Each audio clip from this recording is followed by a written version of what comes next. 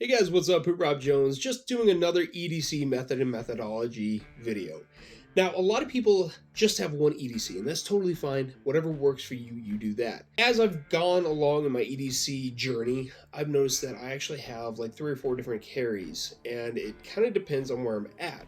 But the one that I'm prioritizing today is going to be my everyday home carry versus my everyday everywhere else carry. So my everyday carry is going to be a 6-hour 365 XL in this LAS concealment holster with the sidecar on here, another 12-round magazine.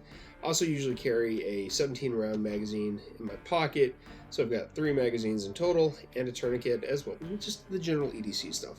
But I like to carry an appendix, or if in the winter I'm wearing a jacket, I will carry it on this blade tech holster system.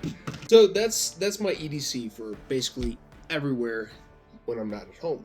My home carry is going to be this Rock Island 1911 that I've upgraded the shit out of because, I rock poverty ponies and then turn them into, something that can do a diamond. This is going to be sitting on it outside the waistband holster, just a nice leather holster. Not a lot of retention, unfortunately, but it is very comfortable. And I'm not expecting to get into a hands-on fight or anything like that, but while I'm working around the house, this is kind of nice to have. This is going to be in combination with a few different magazines. On my opposite hip, I'm going to be carrying 2 extra magazines. Now for me, I have a couple trusted brands of magazines. 6 hours fine, but I actually prefer the Wilson Combats. So that's what's going to be in the gun itself. I'm carrying Spear Gold Dot for all my ammunition. I do that with my 9mm as well, but what is the reason? Why am I carrying a 1911 chambered in .45?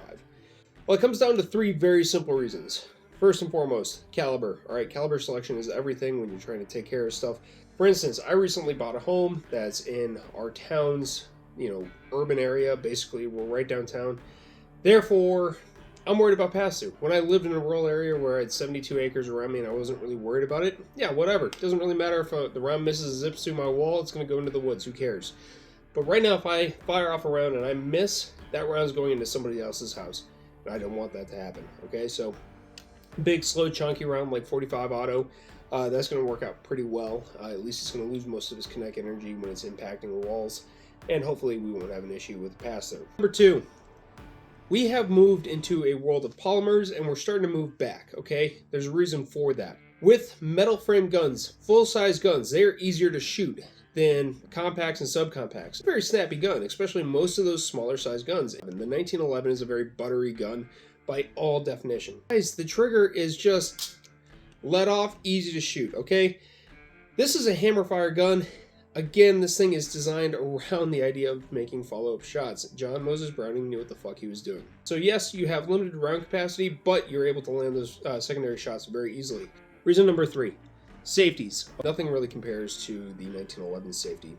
Between that and the safety on the back strap that you have to fully depress, also that thumb safety that is very easy to activate and deactivate.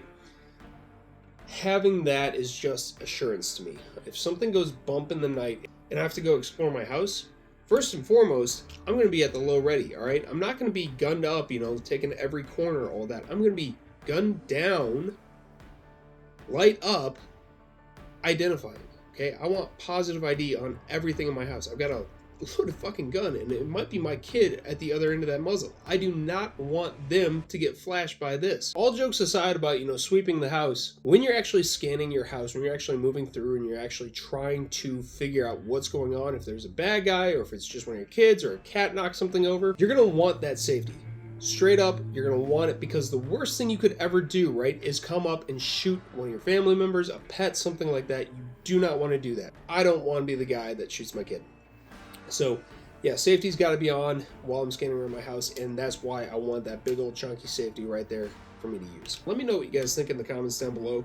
Do you think I'm a complete idiot, a total FUD for carrying 45 auto in my EDC at home, or should I change this up and just go with like a 12 gauge or something like that, or maybe reach over to the bedside here and start doing a little bit of work with this? You guys let me know. As always, stay safe, stay free, and thanks for watching. I'll catch you on the next one.